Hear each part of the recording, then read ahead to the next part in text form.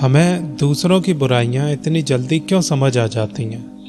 इतनी जल्दी हम दूसरों की बुराइयों को कैसे देख लेते हैं? क्या यह सवाल आपके व्यक्तित्व पर फिट बैठ रहा है? इसे वैसे ही सुनो, इसे वैसे ही देखो जैसा कि आप दूसरों के लिए देखना चाहते हो।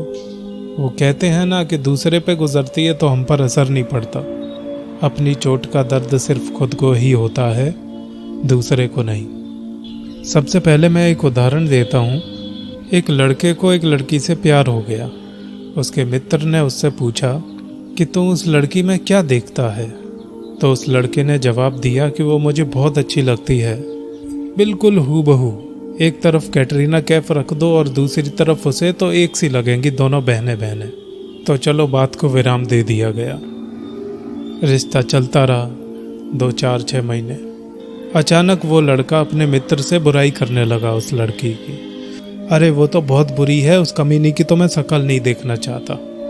पूछा गया ऐसा क्यों बोल रहे हो? अब क्या हो गया?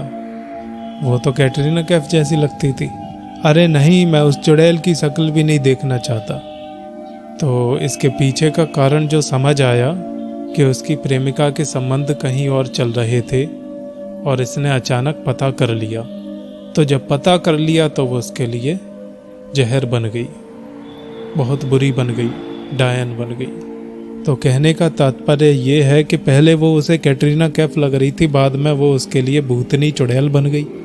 ऐसा नहीं है कि वो लड़की कोई और थी, वो लड़की तो वही थी। बस उस लड़के ने कभी भी ये प्रयास नहीं किया कि मैं ना उसे चुड़ैल समझूं, ना मैं उसे कैटरीना कैफ समझूं।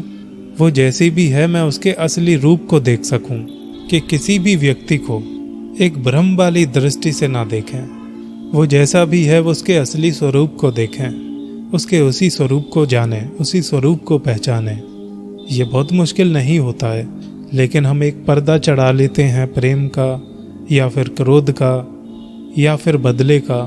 तो उसमें हम इंसान के असली रूप को नहीं पहचान पाते।